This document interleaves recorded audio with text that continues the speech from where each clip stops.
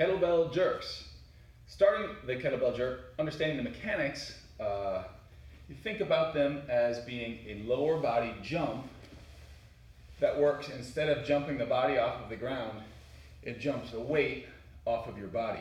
So it's a whole body push, and the key about whole body push is we want to have each part do its part. That means most of the power comes from down below. Control comes from upstairs. This is not a dip of the leg and then a shove of the arm. The key to a good jerk is that it has a jerking movement. That's why it's called a jerk. It's sudden, it's forceful, and all of the power happens in an instant. So that can take some time to learn. And we can learn to get there by starting out slowly. So the very first thing to do for your jerks would be to do a boulder squat press. So here I'm holding the kettlebell like a stone by the belly. I have my thumbs gently inserted into the handles to give me some extra security if I lose contact, versus some kind of hold like this where there's no backup if a hand slips. This just gives me a little bit of backup. And then the squat press, just like it sounds, I'm going to squat, but it's only going to be a partial squat. Just enough to feel my legs helping to start the movement, and then my arms finish the movement. This will have a lot more upper body force than the progressions further down the road. But this will start giving me that idea of using my legs to power things up. Now, generally when we jump, there's a lot of need. When we load for a jump, we don't sit back and then pop our hips forward. We sit down and then jump straight up. If that straight up and not down motion bothers your knees, you might want to sit back a little bit further. You might also play with how deep you go. You might truncate it a little more shallow. It might feel better for you to sit down a little wider. It might feel better to take a straddle stance, more of a horse stance push press. But first thing we do is that boulder squat press. 2 hands, 1 bell, squat, then press. The next stage is to start learning how to bump the weight. And by bumping, I'm going to have good connection with my arms to my body. I'm going to load and unload my springs, load and unload my springs to feel that weight jump off. So I take that force from down below and I pass it through with a strong core, and then that's what begins to make the weight bump off.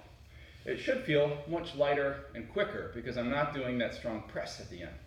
So the bump should make me feel like the weight gets a lot lighter because I'm loading my springs and then unloading them. It's called the stretch reflex. We just say loading your springs, unloading the springs. But you load up the muscles of your lower body quickly, and then you unload them just like you would with a jump. You don't go down, hang out, listen for the right part of the song, and then come up.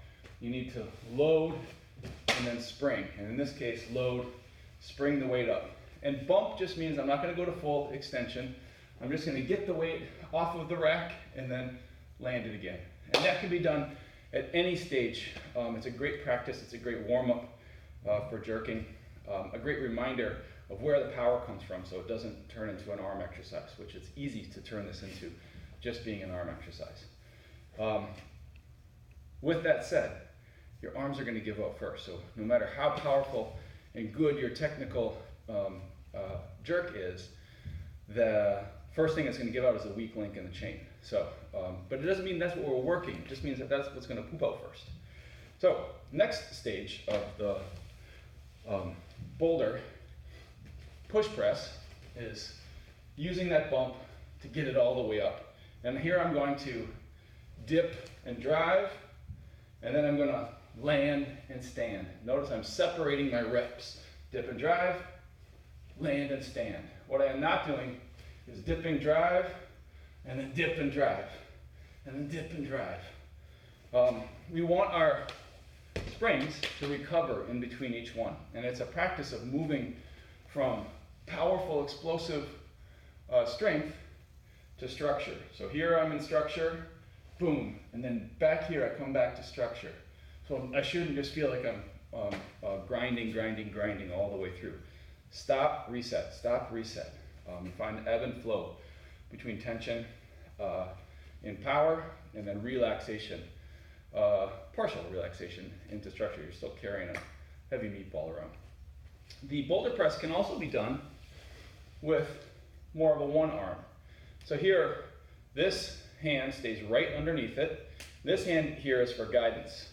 So when I press it up, I'm still going to land in the center, but then I can bring it back down to the side. This begins to mimic more what it feels like to press the weight off of one side. When we jerk with kettlebells versus jerking with other tools that may, like a barbell, everything is bilateral, everything goes together. Here, one side works, and then the other side works.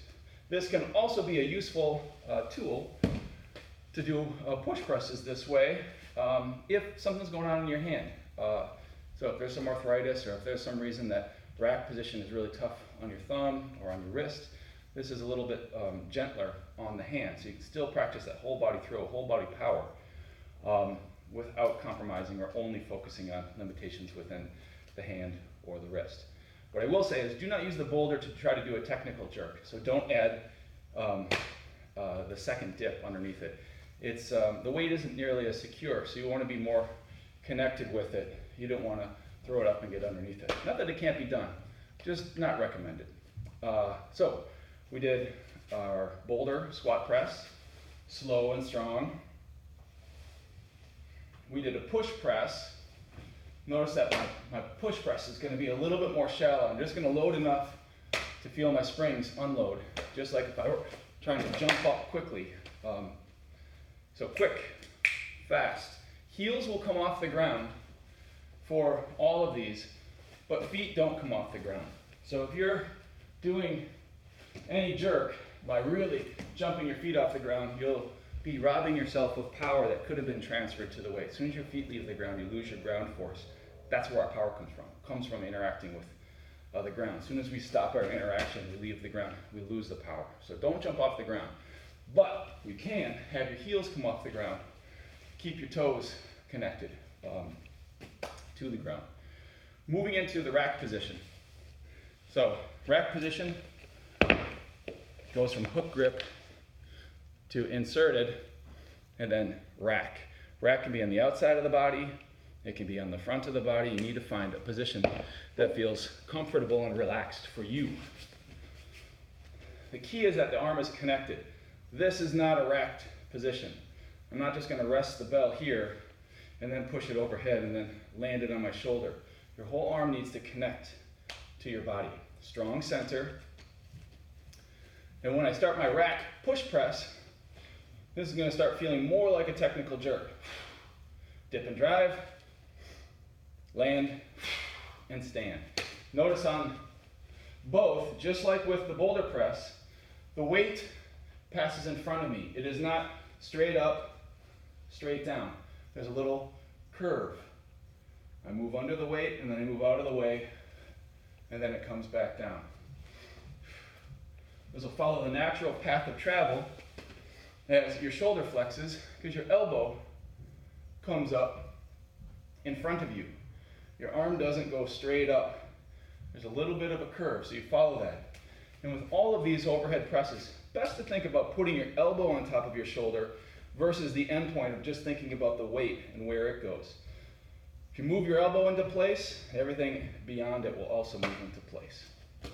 So rack, push press, dip and drive, land and stand.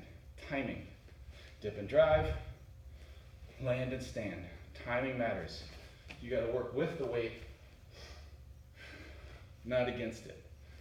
Dip and drive, land and stand. If my timing isn't right, then I'm going to start shoving. If my timing isn't right on the way down, I'm working hard to bring it back down. The rack push press might just shift into the next progression, which is the one arm jerk.